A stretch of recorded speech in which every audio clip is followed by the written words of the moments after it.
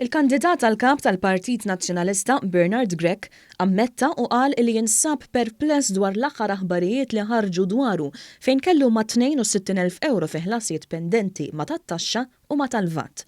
Kienu it-Times, il-Malta Today u l-Lum li rapportaw l-ewwel dwar kif fl-aħħar żmien Bernard Grech kellu kontijiet pendenti kemm ta' taxxa ta' dħul li jmorru lura saħansitra sa' 9 snin ilu u anke ħlas tal-VAT sas-sena l-oħra. Konxju li dawk li bdew jersqu lejh bdew jiddubitaw minnu wara li anke ma qalx kif ħallas aktar minn 60,000 euro fi ħlas ta' taxxa u VAT, Bernard Grech għamel filmat u qal li huwa imħasseb. Ninsab konxju li numru minnkom tinsabu mħasbin fuq l-istejjer li ħarġu dwari fir-rigward tat-taxxa. Nirrikonoxxi li anke jien imħasseb. Imħasseb u perpless għaliex nammetti li stajt kont aktar attent billi din is-sitwazzjoni ma tiġrix. Fuq il-medja soċjali ammetta li huwa verifika x'kellu pendenti.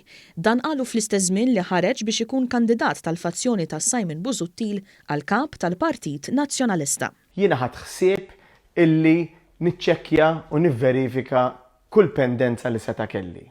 Għall-aħħar żviluppi marbuta mal-ħlasijiet tat-taxxa u tal-VAT minn Bernard Grech, numru ta' esponenti tal-fazzjoni ta' Simon Busuttil ħarġu jippruvaw ibenġluha anki jekk għamlu kruċjata kontra Adrian Delija li wkoll ġew irrappurtati dwaru numru ta' stejjer u għandu numru ta' dellijiet dwar ħlasijiet pendenti tat-taxxa.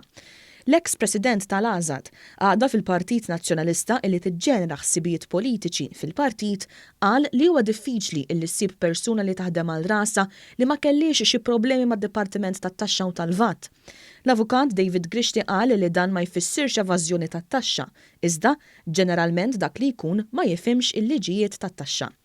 Nifmu li l-fazzjoni Busuttil instarmet u nħasdet b'dak li ġiżvelat fuq iż-żiemel tagħha, anke meta l-proċess ta' due diligence fuq iż-żewġ kandidati għat-tmexxija tal-partit għadu għaddej.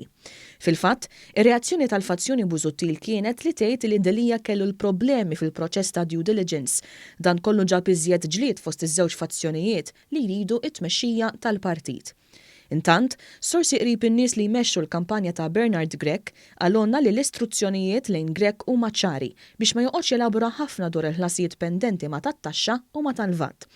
Lil dak li saħansitra spiċċa jiġbor il-flus għall-kampanja tiegħu u anke talab lil min jikkontribwixxi b'mod anonimu għalulu biss biex jipprova jilaba tal-vittma u fil-fatt fil-filmat li jagħmel għala hekk. Se jkun hemm attakki, se jivvintaw attakki.